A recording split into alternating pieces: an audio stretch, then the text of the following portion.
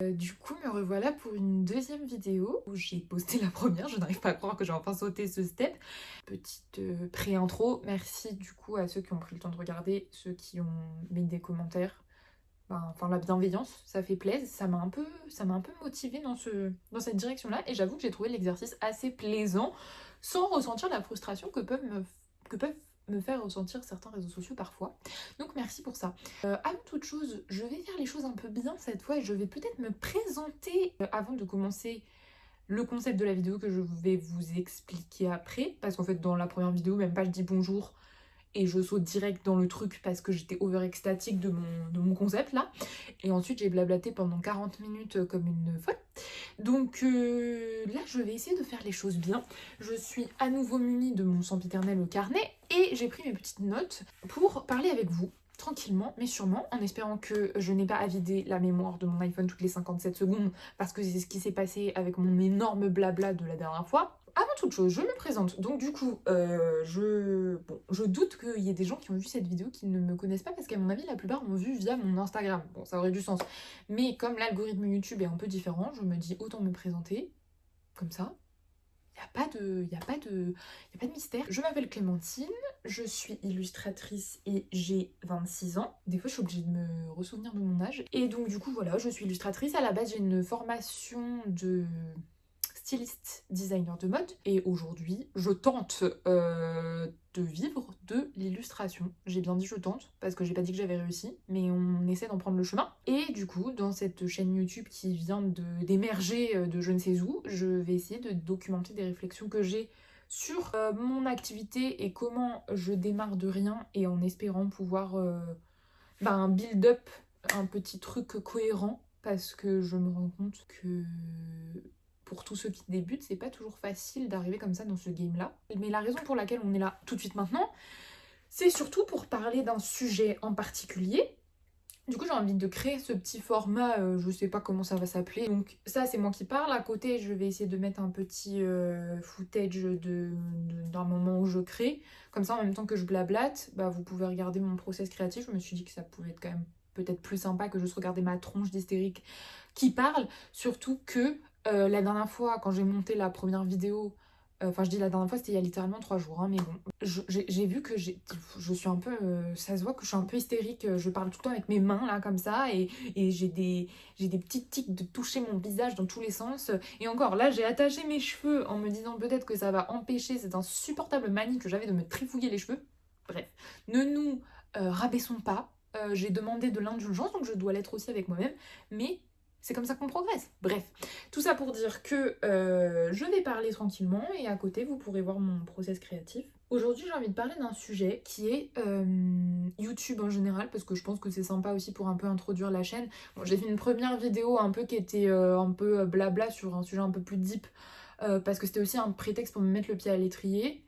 Mais là du coup je me dis autant, maintenant que c'est fait, autant partir sur un sujet un petit peu propice à l'introduction de moi-même et la raison pour laquelle je suis sur cette plateforme actuellement. La question est, est-ce que j'arrive trop tard sur YouTube? On va voir. Donc j'ai un peu fait un truc bateau en mode oui et non, enfin un genre de tableau pros and cons. Mais avant ça, j'ai noté que je voulais d'abord répondre à la question pourquoi YouTube en fait? Pourquoi avoir choisi de venir sur YouTube? Et c'est une bonne question. Peut-être parce que je suis extrêmement narcissique et que j'adore me voir parler. Non, je pense que c'est pas ça. J'espère pas. Et est-ce que si c'était le cas, je l'admettrais comme ça? Je ne sais pas. Et d'ailleurs, petite parenthèse pour dire, je suis désolée, j'ai vu dans ma première vidéo que je fixe pas exactement l'écran. En fait, je suis pas trop sûre de où je dois regarder. En fait, j'imagine que la caméra, elle est là, donc je suis censée regarder plus de ce côté-là. Mais c'est déroutant, donc j'avoue que je regarde directement dans le retour du téléphone, mais du coup, je pense pas que je fixe exactement l'objectif, et j'en suis navrée. On est en process. Du coup, pourquoi YouTube? Pourquoi? Parce que j'avoue que c'est un peu une prise de risque, en mode j'ai l'impression qu'il y a j'ai l'impression qu'il y a un peu un truc autour de... assez gênant de poster des vidéos de soi sur Internet. Il y a un truc un peu... un truc peut-être un peu malaisant, mais en même temps, pourquoi pas? Genre, une fois qu'on a dépassé le malaise, pourquoi pas, finalement? C'est une manière de s'exprimer comme une autre. En vrai, moi, je pense que... Pourquoi YouTube? Parce que, en fait, j'ai l'impression que je me calque aussi sur des manières de consommer les réseaux sociaux du coup qui me ressemble le plus. Parce qu'en fait, je me rends compte que aujourd'hui, des plateformes beaucoup plus dans l'instantané comme Instagram. Alors moi, j'ai pas TikTok, mais du coup, je m'en félicite parce que déjà que j'ai un gros problème d'addiction à Instagram, malheureusement, addiction que j'essaie de que j'ai en rejet pourtant, mais du coup, c'est une addiction, je pense, à mon téléphone en général. Et donc, j'ai l'impression que YouTube m'apporte plus du sentiment de bonheur. On peut parfois juste d'être dans un truc un peu cocooning. Parfois, j'ai dit le terme cocooning. Ah, donc on va pas dire ce terme-là. D'être dans un truc un peu réconfortant. Ah mon dieu, je me despise myself. Et en fait, moi, ça me procure ce truc-là. Alors qu'à l'inverse, Instagram peut me procurer énormément d'anxiété. J'y vais dessus très machinalement en général et c'est là que du coup je vous parlais d'addiction et c'est vrai que c'est souvent que je me retrouve à me dire avoir ce sentiment un peu d'angoisse, ce sentiment de comparaison, ce truc de je quitte l'appli et je suis un peu en mode je me sens pas au top et aussi parfois une forme d'incrédulité de voir ce qu'Instagram me propose. Des fois je tombe sur du contenu, je comprends même pas ce que c'est, je sais même pas ce que je regarde et je me dis mais pourquoi je vois ça? Alors je sais que techniquement c'est basé sur des trucs que je vais regarder et tout ça, mais en fait il suffit qu'il y ait quelqu'un qui m'envoie un réel, que je clique dessus, que je le regarde, que ce soit sur un sujet qui a rien à voir avec ce que je consomme d'habitude, et après cet engrenage là, voilà quoi, c'est parti. J'ai l'impression que par le biais de la vidéo longue comme YouTube et moins de format instantané, moi en tout cas, à titre personnel, je prends plus de plaisir. Je me dis, si c'est ce que j'ai envie de consommer, c'est aussi ce que j'ai envie de produire. Et en fait, ça, c'est réel parce que, au final, j'ai l'impression que j'ai pris plus de plaisir à faire une vidéo avec un vrai propos, à la monter, faire tout le truc autour, la poster, le machin, le truc. Et pourtant, c'était une vraie vulnérabilité pour moi parce qu'il y a ce truc, comme j'ai dit tout à l'heure, qui peut être presque un peu gênant de dire que je fais des vidéos sur internet. Mais en même temps, je me suis sentie beaucoup plus sereine et dans le lâcher prise en mode voilà, je le fais. Et puis je suis pas en train de regarder toutes les 5 minutes. Alors j'avoue, là je suis un peu en train de regarder toutes les 5 minutes, il y a des gens qui voient, qui s'abonnent, qui sont intéressés parce que c'est la première. Mais en fait, je me sens pas effrayée de voir dans quel sens vont les statistiques. En plus, je pars de zéro en fait. Donc il y a ce truc un peu de voilà, c'est un commencement. Et du coup, je me sens beaucoup plus sereine que quand je peux faire un post de réel Insta ou un post classique, mais plus souvent sur les réels, alors que j'en suis pas à mon premier rodéo, que j'ai déjà posté plusieurs réels et plusieurs publis, et pourtant, parfois l'anxiété de d'underperformer, sous-performer, je sais pas c'est quoi le terme français, elle reste quand même présente. Donc j'ai l'impression que au final, une création sur YouTube vient mieux se calquer sur mes habitudes en tant que consommatrice et ce que j'ai envie de délivrer. Si je baisse les yeux, c'est parce que je regarde un peu mes notes. J'ai l'impression que une vidéo en format long et moins dans l'instantanéité, comme peut l'être Instagram avec des publications qui durent littéralement 2 heures, qui ont un temps de vie max de 2 heures, après ça scrolle et ça part dans les oubliettes d'Instagram. Ou au pire ça contribue juste à faire un feed un peu joli. J'ai l'impression qu'un format beaucoup plus long, avec une amplitude qui est quand même plus importante, on peut aller quand même souvent sur des formats de 1 heure. Moi quand je vois que les youtubeurs que je suis sortent des formats longs, type 1 heure de vidéo, en vrai je suis trop contente et j'ai trop hâte de me poser et de regarder la vidéo. Donc j'ai envie de moi aussi partir là-dessus, aussi parce que j'ai l'impression que j'ai plus le temps de m'exprimer, j'ai plus le temps de montrer vraiment qui je suis, j'ai plus le temps de développer un truc. Là, si tout se passe bien, normalement, à côté, vous avez un genre de... Je sais même pas si ça va être un speed drawing ou si ça va être en temps réel, parce que j'ai même pas encore fait le truc en question que vous allez regarder, donc je sais pas combien de temps ça va me prendre. Je pense, à mon avis, que ça va être la peinture que je projette de faire pour la prochaine issue de Eratum. Donc Eratum, si vous savez pas, petite parenthèse qui n'a rien à voir dans la vidéo, mais Eratum, si vous savez pas, c'est un journal papier qui sort trimestriellement sur une thématique en particulier et c'est ouvert à participation, c'est des open calls pour les illustrateurs. J'avais participé du coup à l'issue juste d'avant, c'était ma première participation et là j'ai eu envie de faire différent et comme j'ai dit que je voulais plus me reconnecter à du tradi, je me suis dit que j'allais faire une petite peinture.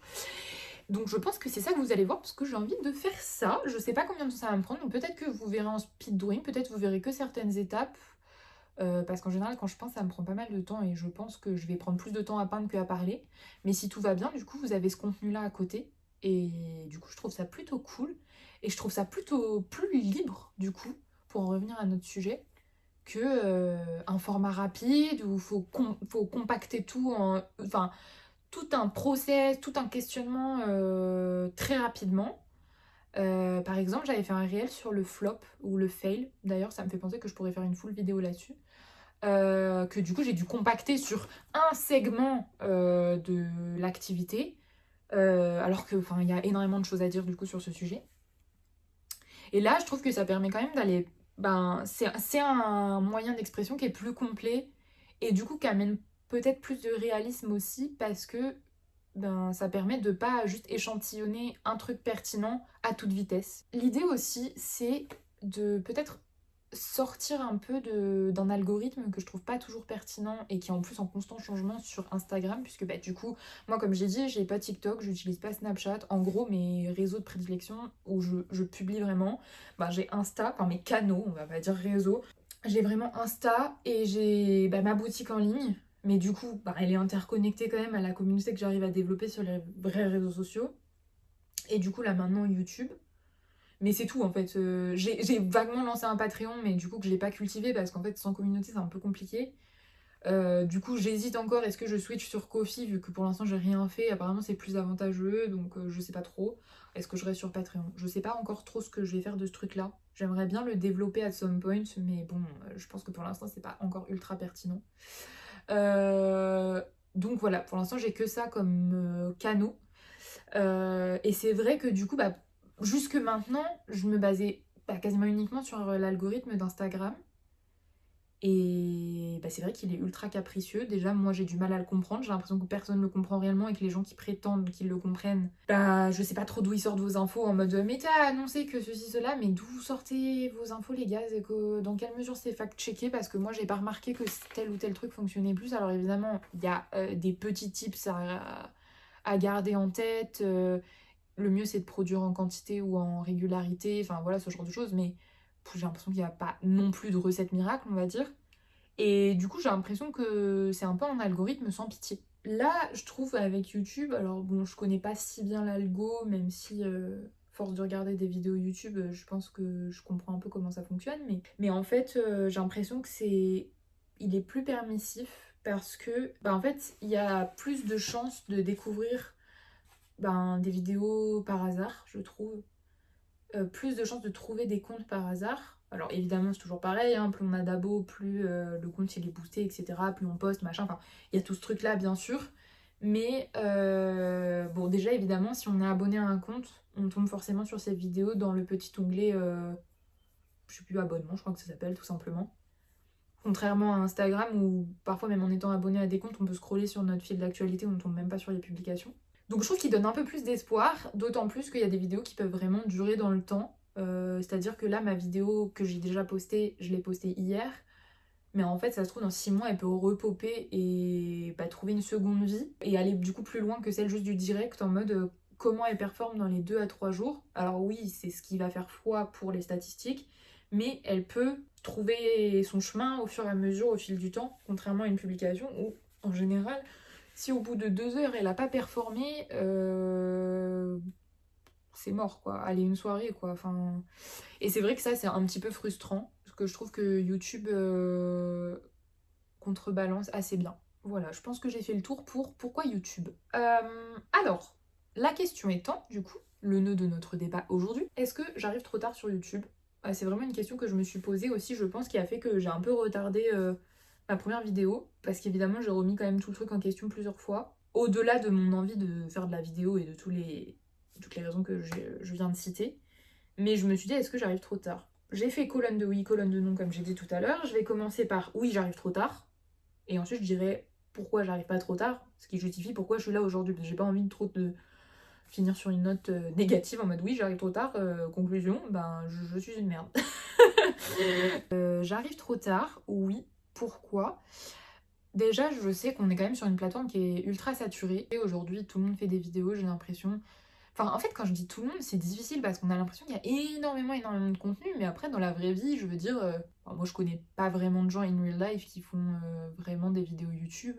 Donc est-ce qu'il y a tant de monde que ça? je sais pas, mais en tout cas il y a déjà énormément de contenu à regarder, surtout qu'en plus ça passe les frontières, évidemment c'est à l'international, on va tous regarder aussi plus ou moins, pas forcément que du français, donc enfin le contenu il est quand même assez illimité quoi, il y a de quoi regarder, il y a de quoi faire. Après, il y a toute cette question-là, alors j'ai pas envie de rentrer trop en détail dedans, mais il y a toute cette question-là du fait que c'est devenu quand même un truc où on peut en faire son métier, où c'est devenu une tendance, et on peut brasser énormément d'argent. Bon, évidemment, hein, si jamais un jour je peux débloquer des revenus, bah, je serais contente, mais c'est plus du bonus, j'ai l'impression, et j'ai l'impression que dans le game de l'illustration, c'est un plus dans le genre où nous, on va beaucoup s'en sortir grâce à la diversification de nos revenus sur plein de petits canaux. Mais il y a quand même un peu ce rêve ultime des grosses figures de YouTube qui sont devenues millionnaires et du coup qui donnent l'impression que le million est à la portée de tout le monde en fait. Et donc du coup ça crée une oversaturation avec des milliers et des milliers de propositions de gens qui tentent leur chance. Après ils auraient tort de pas le faire. Et en plus tout le monde ne perce pas de toute façon. Mais du coup ça crée quand même une plateforme qui est très saturée. Ce qui est intéressant à soulever du coup en contre-argument, alors je l'ai dit, j'ai fait un oui, une colonne non, mais si j'ai des contre-arguments dans l'une ou dans l'autre, je les soulève au fur et à mesure parce que sinon ça va être méga décousu. Contre-argument à ça, c'est que c'est saturé, mais j'ai l'impression que dans le game de l'illustration, pas tant. Illustration à l'international, un peu plus. Je suis pas mal d'illustratrices américaines, etc. Encore que, au bout du compte, il n'y en a pas tant. Il n'y en a pas tant. Comparé à du jeu vidéo, du lifestyle, du divertissement pur, ce genre de choses. Ça reste une niche quand même, je trouve, et dans l'illustration encore plus, dans l'illustration française, énormément. Je suis des illustratrices françaises évidemment, mais j'en suis pas 40 quoi. Enfin, il y en a pas tant, il y en a pas tant que ça. Je pense que je peux en citer, je sais pas, peut-être une dizaine. Alors une dizaine que je suis, qui sont probablement les gros comptes que tout le monde suit. Après, il n'y a pas une dizaine d'illustratrices qui publient sur YouTube, il y en a forcément bien plus. Pour moi, du coup, ça fait que c'est peut-être pas... Enfin, c'est une niche qui est pas si investie que ça, je pense. Je pense. Et c'est une impression qui ressort parce que j'ai l'impression qu'il y a beaucoup d'illustratrices sur YouTube qui disent ça. Je pense que c'est du coup jouable pour ça. Autre argument à oui, j'arrive trop tard, c'est le truc... Alors, c'est plus un cas concret où du coup j'ai un peu halluciné. J'avais vu l'autre jour dans... Est-ce que c'était une interview ou je sais pas trop, de Amixem qui disait que lui à l'époque, donc il doit y avoir 12 ans, peut-être même plus, enfin une dizaine d'années, qu'on lui avait déjà dit à l'époque que lui il arrivait trop tard dans le game. Il y a 10 ans. Il y a plus de 10 ans. Donc forcément en entendant ça je me suis dit ouah, le mec qui a percé de fou, qui a genre 8 millions d'abonnés ou peut-être même 9 millions, qui est arrivé sur YouTube il y a 10 ans parmi les précurseurs du YouTube game français, on va dire, et qui aujourd'hui est quand même un mastodonte du YouTube français dans le divertissement et dans sa capacité, je pense, à fédérer des publics ultra divers. Et le mec dit qu'à l'époque, il était déjà en retard. Moi, forcément, en entendant ça, je me dis, ok, bon bah Clémentine, let's go, t'as aucune chance. Ouais, il y a une forme de découragement, surtout que quand on voit ce discours-là venant de quelqu'un qui a réussi de ouf, ça fait un peu peur, parce que je me dis, ouais, mais le mec, il charbonnait déjà il y a 10 ans et on lui tenait déjà ce discours. Après, il y a encore une fois, il y a un contre-argument qui est, bah ouais, mais billet du survivant à fond, si lui, en étant déjà too late, il a réussi, bah en fait dans ce cas il n'y a pas de bon moment quoi, enfin voilà. Apprendre avec des pincettes bien sûr, puisqu'il est l'exemplification que c'est pas forcément une fin en soi d'écouter autour de soi les retours peut-être parfois subjectifs. Autre point, c'est démodé. Alors apprendre avec des pincettes, je dis ça parce qu'aujourd'hui on voit quand même dans les réseaux émergents aussi sur des formats plus longs, beaucoup de podcasts, énormément de Twitch, TikTok aussi du coup qui est toujours là. Moi j'ai l'impression d'être une énorme boomeuse en fait. C'est-à-dire que je me suis mis réellement à un peu consommer du Twitch il y a genre 3 mois. Et TikTok, bah du coup j'y suis pas mais je veux pas y aller. Pour de multiples raisons, parce que j'ai l'impression qu'il y a des usages assez communs à Instagram, comme j'ai dit tout à l'heure, auquel je suis déjà malheureusement addict, je n'ai pas envie de plonger là-dedans. Et aussi, bah forcément, une arrivée en masse depuis, je sais pas, peut-être 2 ans du podcast. Alors sachez-le, mon rêve depuis des années, je sais pas, ça doit faire au moins 4 ans que j'étais en mode ah, je veux trop faire un podcast. Je vous avoue que, bah en fait, après, comme il y a eu cette émergence explosive, je suis un peu de mauvaise foi sur ce genre de truc, mais du coup, ça m'a coupé l'envie. Donc j'ai fait un peu un genre de petit podcast sur mon seul et unique post de Patreon et c'était grave kiffant. Du coup je me dis que si je développe un peu ce truc là, je ferai peut-être des podcasts là-bas. Parce que je sais que c'est assez courant sur les plateformes un peu de mécénat comme Patreon ou Ko-fi de faire un peu des épisodes podcast un peu pour les membres privilégiés de la commu quoi. Ce que je trouve du coup assez sympa. Et c'est vrai que le format podcast est sympa. Mais du coup, j'ai l'impression qu'il y a un peu ça prend un peu le dessus sur peut-être des contenus comme YouTube qui sont un peu vus comme des plateformes maintenant un peu plus datées. Je sais pas si c'est vrai, je sais pas si c'est complètement vrai ou si c'est juste que YouTube a percé depuis plus longtemps et que des réseaux type TikTok, c'est un peu plus une question de trend, qu'aujourd'hui YouTube c'est plus ancré. Peut-être comme le sera Twitch par exemple, je pense que... Après peut-être que je n'ai aucune intuition et que j'ai rien compris au game, mais j'ai l'impression qu'il y a un peu deux groupes, les genres de mastodontes qui s'ancrent pour un bon moment et qui créent des vraies habitudes, et le truc un peu plus dans l'instantanéité qui potentiellement peut être voué à disparaître. Moi par exemple, j'ai l'impression que c'est purement personnel parce que je vois qu'il y a énormément de gens qui l'utilisent, mais par exemple Snapchat, pour moi c'était mes années lycée à fond, et maintenant c'est fini. Après je sais qu'il y a énormément de gens qui utilisent encore Snapchat, et c'est là que je me dis ok, je vieillis salement. Et je sais que là, ils sont en train d'essayer de faire une remontada. Là, on voit beaucoup d'influenceurs essayer de le remettre au goût du jour parce que j'ai ouï dire que, a priori, c'était plus intéressant d'un point de vue de rémunération qu'ils aient essayé de mettre ça en place, donc ça allait revenir, enfin je sais pas quoi. Bref, ça m'intéresse pas forcément. Tout ça pour dire qu'il y a peut-être une concurrence. C'est peut-être trop tard d'être sur YouTube parce qu'il y a une concurrence avec des plateformes qui ont maintenant une énorme influence.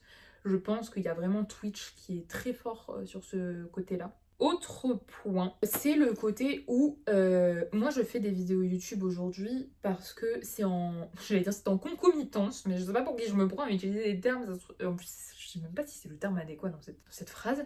Non, c'est peut-être en concordance plutôt, c'est plus sympa. C'est en concordance avec l'envie que mon business se pérennise en fait. Il y a un agenda derrière, c'est quoi le... Il y a un objectif en fait. Et c'est vrai que je vois quand même beaucoup de comptes qui fonctionnent, que ce soit dans le YouTube game de l'illustration ou dans toutes les niches, où les gens, ça fait vraiment des années et des années qu'ils postent, et que même si leurs premières vidéos objectivement sont éclatées, ils ont déjà le pied à l'étrier depuis un moment, que ça a décollé parce qu'ils ont peut-être 100, 200 et plus de vidéos. Moi j'arrive, voilà quoi. Après, contre-argument, faut bien commencer quelque part. Mais c'est vrai que du coup, moi je suis un peu en mode j'ai envie que mon business il décolle maintenant quoi. J'ai pas 6 ans à attendre, vous voyez ce que je veux dire? Donc l'idée, c'est de pouvoir créer une chaîne YouTube aussi pour créer une communauté en fait. Du coup, j'ai l'impression que c'est un peu biaisé parce que l'intention est peut-être pas forcément la même. Je sais pas trop. Je réfléchis encore sur ce point-là. Après maintenant on est là et ça me plaît bien de faire ça. Donc je me dis, même si je parle à 10 personnes, c'est ok.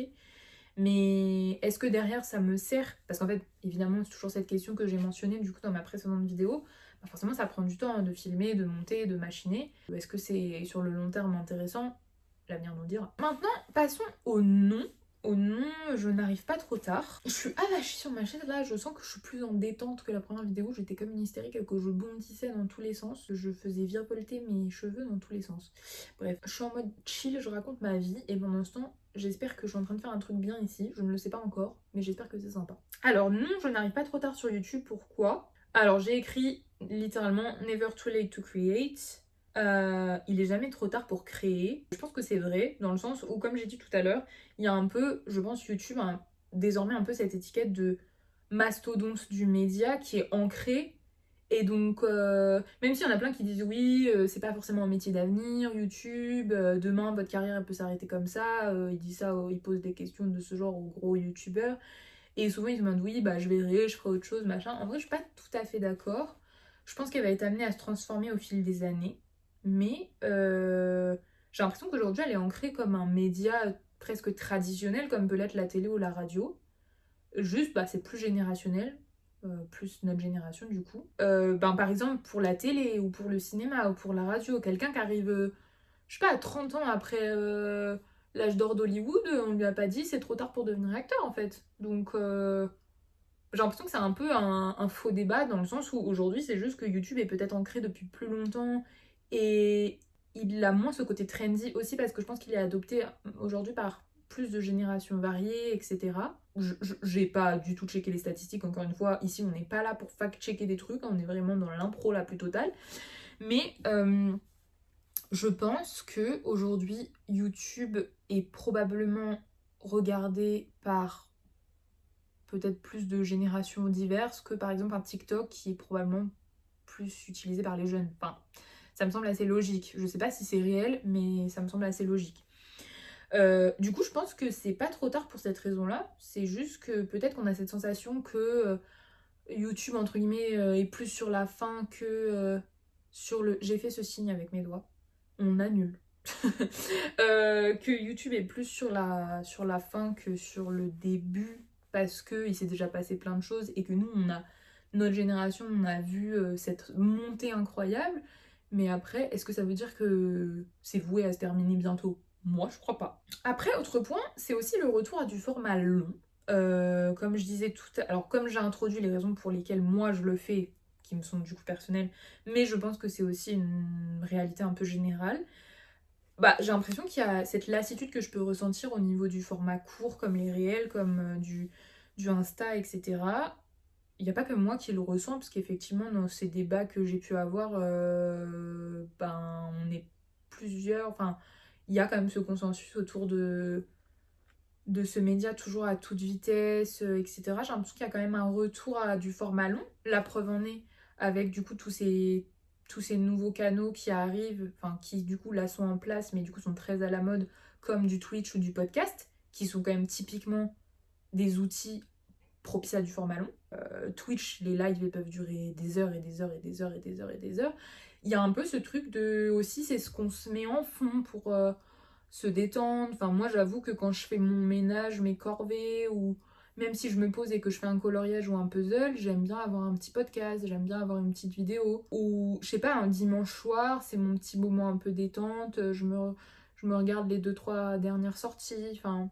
Mais du coup, on n'est pas trop dans ce mindset de hop hop hop, je scrolle à toute vitesse dans ma pause déj entre midi et deux, quoi, en fait. Et j'ai l'impression qu'il y a une vraie appréciation de ce genre de format général. Comme je disais tout à l'heure, moi, à titre personnel, j'ai l'impression que c'est ce qui m'apaise le plus. Aujourd'hui, on a beaucoup de vidéos YouTube qui sont quand même globalement très longues. En tout cas, beaucoup plus longues qu'avant. Avant, on était vraiment sur du petit format, 5 minutes, 10 minutes. Bon, après, ça a été plus du 12-15, voilà. Et aujourd'hui, j'ai l'impression qu'on est beaucoup plus sur du 30 minutes et plus, quoi. J'ai l'impression que c'est quand même une tendance générale d'aller sur du format long, ce qui me fait me dire quand même que ça reste assez adapté de venir peut-être de déplacer un peu mon centre d'intérêt et mon canal de diffusion principal ici, à voir comment ça évolue. Autre point, je pense qu'aujourd'hui, ce qui fait un peu l'intérêt principal des réseaux sociaux, c'est aussi le fait de vouloir créer du lien. Donc il y a ce truc un peu qui a déjà été évoqué à plein d'endroits, des relations parasociales. Effectivement, pourquoi on aime un youtubeur, pourquoi on aime un influenceur? Ben, parce qu'on connaît sa vie et parce qu'on a l'impression de rentrer un peu dans une partie de sa vie. Et j'ai l'impression que forcément, YouTube, c'est un peu plus propice à ça. Il y a peut-être un besoin d'identification aussi à l'autre, qui est aussi du coup un peu ce dont je parlais dans ma première vidéo. Ce qui crée tout le débat autour de la romantisation, etc. Mais du coup, YouTube permet quand même, comme je disais tout à l'heure, d'être un peu plus vrai. Et j'ai l'impression qu'il y a quand même un besoin de retour au vrai aussi. Je sais souvent quand je vois des commentaires sous certaines vidéos en mode « Oh, merci d'être plus authentique, etc. » Les gens, j'ai l'impression qu'ils ont quand même un besoin d'authenticité et que YouTube le permet plus.